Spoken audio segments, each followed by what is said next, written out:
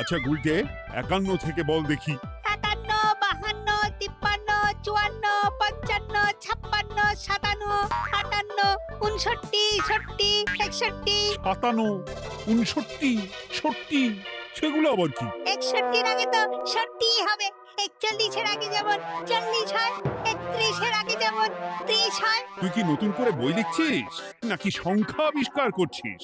না, বই পড়তে ভালো লাগে না। পণ্ডিত, এদের মা বাবাকে ডেকে বোঝাও, শুধু ঘুরে বেড়ালে চলবে, পড়াশোনা করতে হবে তো। আচ্ছা মহারাজ, আপনি যখন এত করে বলছেন, এবার থেকে আমরা মন দিয়ে পড়াশোনা করব।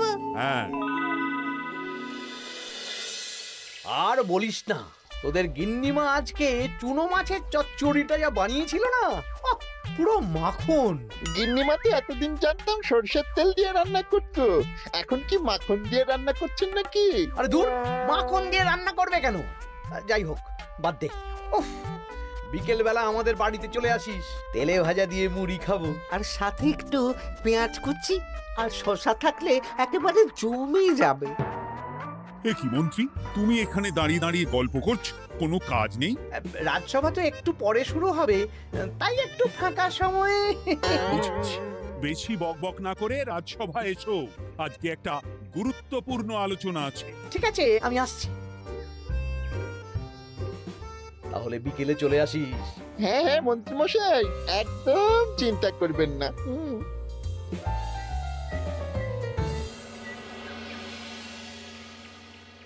রাজ্যটা তো রসাতলে চলে যাচ্ছে, বাচ্চারা পড়াশুনো করছে না, বড়রা গল্প গুজব করে আড্ডা দিয়ে কাটাচ্ছে। কি করা যায় কিছুই তো বোঝা যাচ্ছে না। কে গল্প গুজব করে আড্ডা দিচ্ছে মহারাজ? কে আবার? আমাদের মন্ত্রী। আমি নিজের চোখে একটু আগেই দেখলাম, বটা ঘটার সাথে সকাল সকাল গল্প জুড়েছে। তাহলে এটা বোঝা যাচ্ছে যে মন্ত্রী মশাইয়ের তেমন কাজ নেই, আর কাজ যখন নেই তখন মন্ত্রী মশাইকে রাজসভায় রাখারও দরকার নেই। হ্যাঁ মহারাজ, গোপাল এটা ঠিক কথা বলেছে। মন্ত্রী মশাই তো কাজের মধ্যে দুটো জিনিসই করেন, অকাজ আর কুকাজ। একদম বাজে কথা বলবে না। গোপালের কথা শুনে এখন আমার নিন্দা শুরু করেছো, তাই না? এই থামো থামো থামো থামো, আমাদের রাজ্যের উন্নতির জন্য একটা সমাধান করা দরকার। এই সময় নষ্ট করা বন্ধ করতে হবে। তাহলে মহারাজ, সবাইকে ফাঁকা সময়ে বই পড়তে হবে, পড়াশোনার মধ্যে থাকতে হবে, কারণ জানার কোনো শেষ নেই। তাহলে কি করা যায় বলো তো গোপাল? আমাদের রাজবাড়ির যে গ্রন্থাগার আছে সেটা তো বহু বছর ধরেই বন্ধ, ওটা খোলার ব্যবস্থা করুন মহারাজ। হ্যাঁ মন্ত্রী, তুমি নিজ দায়িত্বে গ্রন্থাগার খোলার ব্যবস্থা করো। অনেক দিন ধরে ধুলো ময়লা জমে আছে, সব পরিষ্কার করবে, আর পরিষ্কার হয়ে গেলে তোমরা সবাই গ্রন্থাগার থেকে বই নিয়ে পড়বে। বেশ। মন্ত্রী মশাই ভালো ভাষার ফেঁসেছেন। হ্যাঁ, জীবনটা তো শুয়ে বসে গুলতানি দিয়ে কাটিয়ে দিচ্ছেন, না হয় একটু কাজ করবেন আর কি। আর হবে না গল্প গুজব, হবে না ঠাট্টা হাসি। গ্রন্থাগার সাফ করতে গিয়ে মন্ত্রীর হবে হাঁচি কাশি। কথাটা বেশ ভালো বলেছে বিজ্ঞানী। ওনার দুটো কাজ, অকাজ আর কুকাজ। সে তো তুমি প্রসঙ্গ আনলে তাই। বেটারা আমাকে নিয়ে রসিকতা করছে। এই গোপালের বড্ড বার বেড়েছে, এমন চাল চালবো যে কেঁদে কুল পাবে না।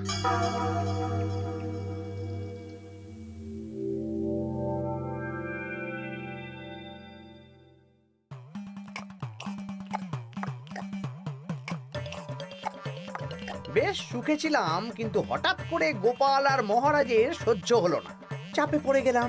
আমরা আপনাকে চাপমুক্ত করব, বলুন কি করতে হবে? আমি সব ভাবনা চিন্তা করে ফেলেছি, এখন তোদের আমার কথা মতন কাজ করতে হবে। আসতে পারি মন্ত্রী মশাই? হ্যাঁ, এসো এসো। ইনি তো চিত্রশিল্পী, এনাকে দিয়ে কি হবে? ইনিই তো আসল কাজ করবেন। শোনো, তা গোপালকে ভালো করে দেখে নিয়েছো তো? বিলক্ষণ।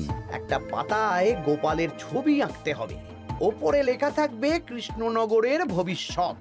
কি গোপাল তো আপনার শত্রু, গোপালকে নিয়ে বই লিখতেন কেন? আমি বলছি, একটা পাতায় গোপালের একটা ছবি আঁকা হবে, যেখানে গোপালকে দৈত্য হিসেবে দেখানো হবে। বড় বড় দাঁত, বড় বড় কুলোর মতো কান। শোনো, নিচে একটু ফাঁকা রাখবে, যা লেখার আমি পরে লিখে দেব। আর আপনি মহারাজকে এই পাতাটা দেবেন? হ্যাঁ, আর বলবো যে গ্রন্থাগার পরিষ্কার করতে গিয়ে এই পুরনো পাতাটা পেলাম, তবে অনেক খুঁজেও বইয়ের বাকি অংশ কিচ্ছু পেলাম না মহারাজ। মহারাজ ওখানে দৈত্য বেশি গোপালকে দেখে ভাববেন রাজ্যের বড় বিপদ আসতে পারে, আর গোপালকে কোনো কারণ ছাড়াই তাড়িয়ে দেবেন। একদম তাই। কিন্তু একটা সমস্যা আছে। আবার কি সমস্যা? পুরনো পাতা বোঝাবেন কি করে? ছবি আঁকা হয়ে গেলে পাতাটা দুদিন রোদে ফেলে রাখবো, তারপর পাতার ধারগুলো একটু আঁকা বাঁকা করে কেটে দেব, সাথে আগুনের হালকা তাপ দিলে সাদা পাতা খুব তাড়াতাড়ি পুরনো দেখাবে। এটা ঠিক বলেছেন। আচ্ছা চিত্রশিল্পী, তাড়াতাড়ি ছবি এঁকে ফেলো। আমি কালকে সকালেই দিয়ে দেব।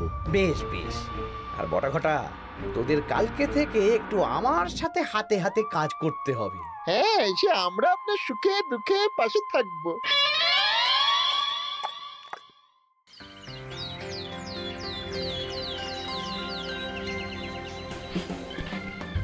ওপরের তাকগুলো পরিষ্কার কর, ওপরের বইগুলো বড্ড ময়লা।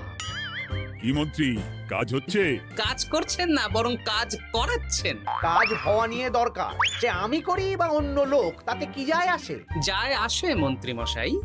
আমাদের এই গ্রন্থাগারে এত দামি দামি প্রাচীন দুষ্প্রাপ্য বই আছে, যদি কোনো বই চুরি হয়ে যায় তার দায় কে নেবে? এটা গোপাল ঠিক বলেছে। আমি তো এখানেই আছি, বটা ঘটা সাহস আছে নাকি বই সরানোর? বেশ, তাহলেই ভালো। চলো গোপাল, পাঠশালায় গিয়ে দেখে আসি আজকে কেমন পড়াশুনো চলছে। গোপাল আমাদের ঘুরিয়ে চোর বললো মন্ত্রী মশাই, আর আপনি প্রতিবাদ করলেন না। প্রতিবাদ কি? গোপালকেই দুদিন পরে রাজ্য থেকে বার করে দেব।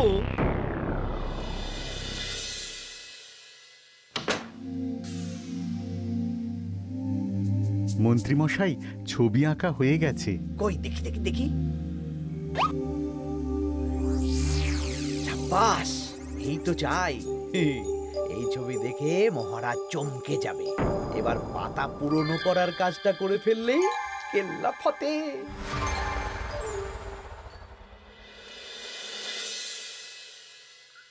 তা মন্ত্রী, গ্রন্থাগার পরিষ্কার করার কাজ শেষ? হ্যাঁ মহারাজ, তবে তবে কি? একটা পুরনো বইয়ের পাতা পেলাম। কি? এই এই এই দেখুন মহারাজ, আচ্ছা দেখি। অনেক পুরনো বইয়ের পাতা। একই মহারাজ, আপনি আমার দিকে তাকাচ্ছেন কেন? ওরে বাবারে, এই পাতায় কি লেখা আছে? পড়ছি, কৃষ্ণনগরে এক নবরূপী দৈত্য জন্ম নেবে, যার নামের আদ্য অক্ষর গ। সে শুরুতে লোকজনের উপকার করবে, কিন্তু তার বয়সকালে তার আসল রূপ ফিরে আসবে। ওই ব্যক্তি আসলে মানুষ নয়, সে এক দৈত্য। সে থাকলে কৃষ্ণনগরে নেমে আসবে সর্বনাশ। কৃষ্ণনগরের মানুষদের ধরে সে খাবে। তার আসল রূপের চিত্র প্রদর্শিত করা হলো। কই দেখি মহারাজ। দেখো,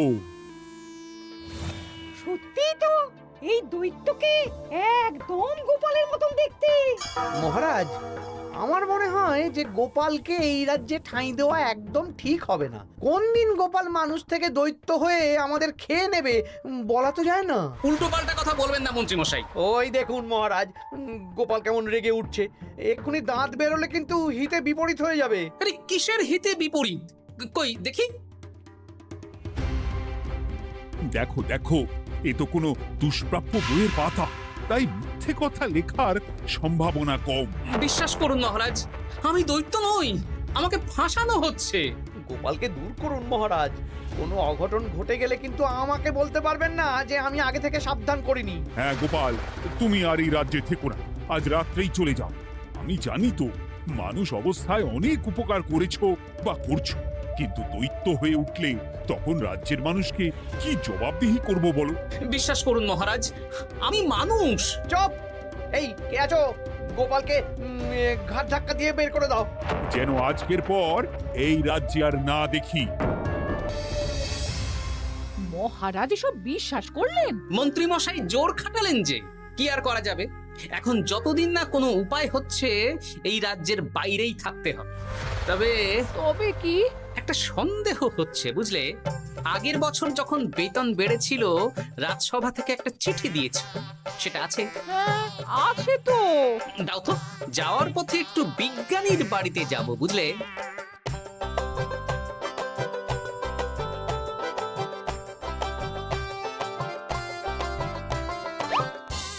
এবার চলো। আমিও বুঝতে পারছি গোপাল, এটা গভীর ষড়যন্ত্র। শোনো, তুমি একটা কাজ করো, ওই পাতার লেখাটা দেখে আমার মনে হলো হাতের লেখাটা খুব চেনা চেনা। তুমি একবার এই চিঠিটার সাথে মিলিয়ে দেখো তো। মন্ত্রী মশাইয়ের হাতে লেখা চিঠি। বেশ, আমি তাহলে কায়দা করে পাতাটা নিয়ে এসে পরীক্ষা করব। তা কোথায় থাকবে এখন? কদিন ওই শ্বশুর বাড়ি, আর আমি তোমার সাথে দেখা করার জন্য রোজ রাতে আসবো। বেশ।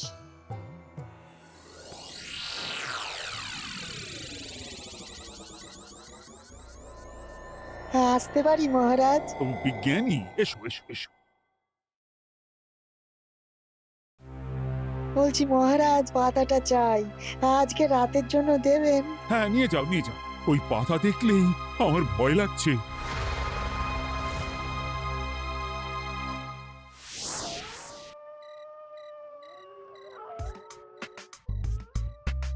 এ তো হাতের লেখা হুবহু এক। একদম মিলে যাচ্ছে। তার মানে এই হাতের লেখা মন্ত্রী মশাইয়ের, আর এই বই রোদে ফেলে রেখে হলুদ করা হয়েছে।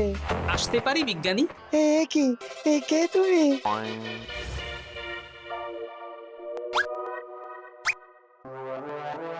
গিন্নির পুরনো শাড়ি পরে নারী সেজে এলাম, কেউ জানতে পারলেই বিপদ। এ কোনো বিপদ নেই, তোমাকে মন্ত্রী মশাই ফাঁসিয়েছেন। ওনারই হাতের লেখা, আর ওটা রোদে ফেলে আর উষ্ণ তাপে রেখে পাতা হলুদ করা হয়েছে। জানতাম এইরকমই কিছু একটা হবে। তাহলে কালকে সকালেই রাজসভায় সব খোলসা করে দিই। না না, তার আগে মন্ত্রী মশাইকে একটু নাচাবো। কিভাবে? আমি দৈত্য সাজবো আর মন্ত্রীকে ভয় দেখাবো। আগে বটাকে দেখাবো, তারপর ঘটাকে, শেষে মন্ত্রীকে। ভালো মজা হবে, আমি তোমার পাশে আছি। তাহলে তাহলে এখনই সাজগোজ করে ফেলি বুঝলে। তুমি একটা চাদর মুড়ি দিয়ে আমার সাথে বটা ঘটার বাড়িতে যাবে এখন। আচ্ছা।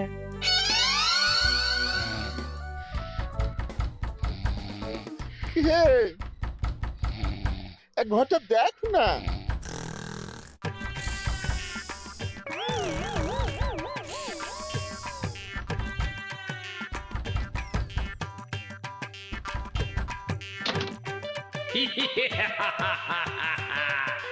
আমি তোকে খাবো, আমি দৈত্য গোপাল।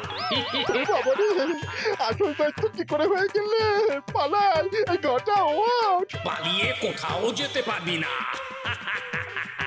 আমি তোকে খাবো। বাঁচাও বাঁচাও।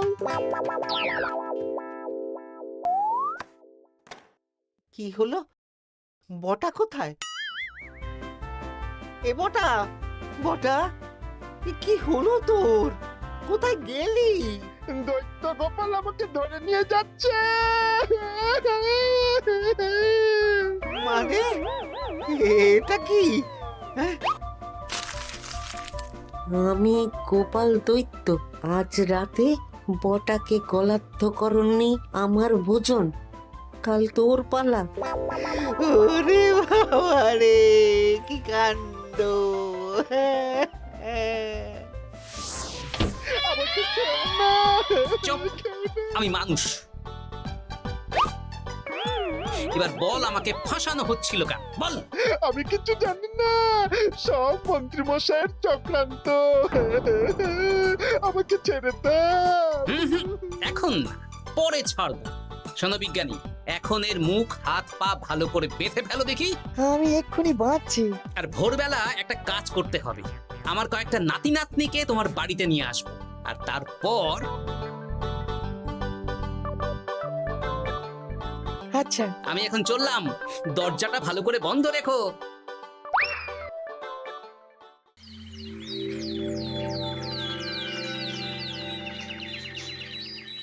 সব উল্টোপাল্টা বলছিস? সত্যি কালকে গোপালের দৈত্য এসেছিল। আরে গোপাল তো রাজ্য ছেড়ে চলে গেছে, আমি কড়া পাহারা বসিয়েছি। গোপাল এই রাজ্যে আর ঢুকতেই পারবে না। কিন্তু ওর দৈত্য এসেছিল। আরে দূর, তুই স্বপ্ন দেখেছিস। সকাল সকাল মাথা খারাপ করাস না ঘটা, কাজ আছে। সত্যি বলছি। চুপ!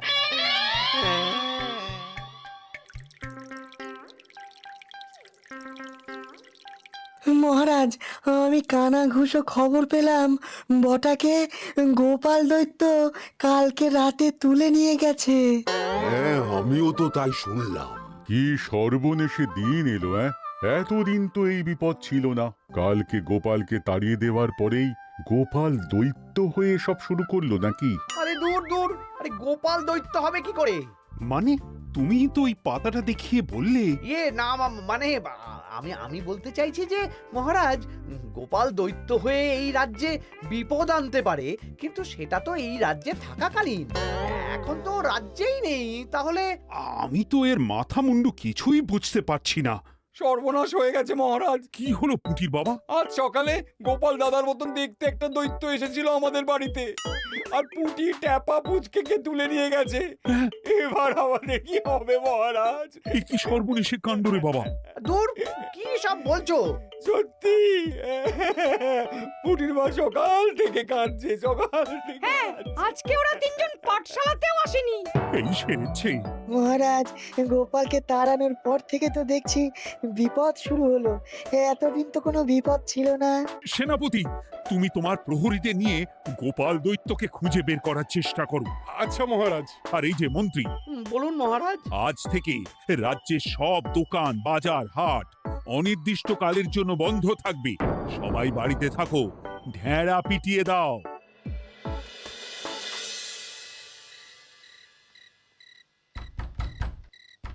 কে? আমি দরজা খুলবো না। এই দরজা খোলো, আমি আমি বিজ্ঞানী।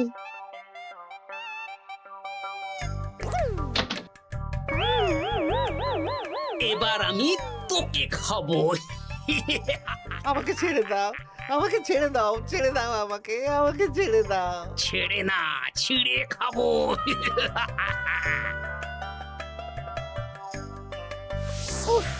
এই তো দাদু চলে এসেছো। এরকম শুয়ে বসে থাকতে ভারী মজা। এ কি বটা, তোর কিছু হয়নি? না না, কাল একটু ভয় পেয়েছিলাম। না, কিছু হবেও না। এই মন্ত্রীর সব চক্রান্ত ধরা পড়ে গেছে। আমি চাইলেই মহারাজের কাছে মন্ত্রীর নিজের হাতের লেখা বইয়ের ব্যাপারে বলতে পারতাম, কিন্তু কিন্তু আমি চাই মন্ত্রী মশাই নিজের মুখে নিজের দোষ স্বীকার করুক। আর সেটা করানোর দায়িত্ব তোর হাতে। আমি কি করব? কাল সকালে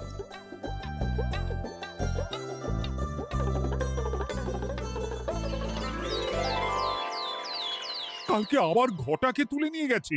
ও সেনাপতি, তুমি কি করছো? আমি তো দেখতে পাইনি গোপালকে। দূর! মহারাজ, মহারাজ, কি ঘটা, কি অবস্থা তোর? ও অনেক কষ্টে পালিয়ে এসেছি।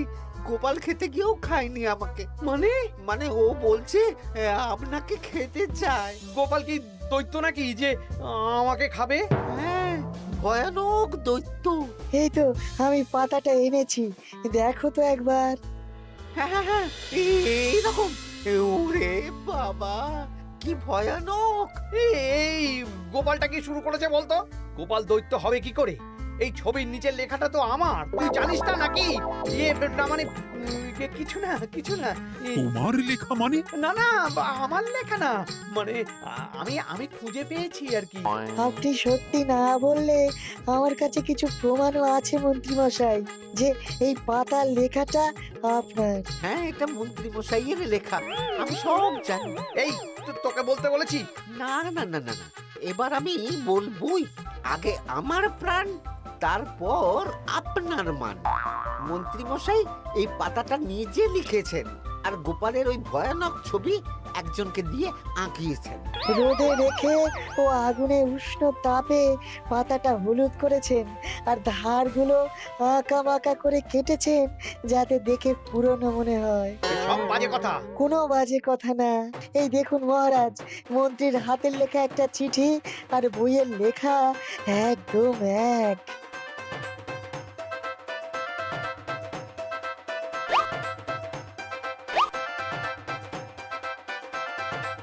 এ কি মন্ত্রী?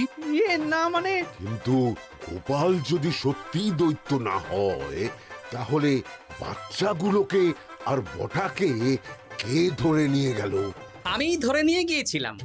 অনেক সময় সোজা আঙুলে ঘি না উঠলে আঙুল বাঁকাতে হয়, তাই এই ছোট্ট নাটক। সবাই সুস্থই আছে। এবার মন্ত্রীকে আমি মেরে অসুস্থ করে দেব। সুস্থ মানুষকে দৈত্য বানিয়ে দিলে, হ্যাঁ?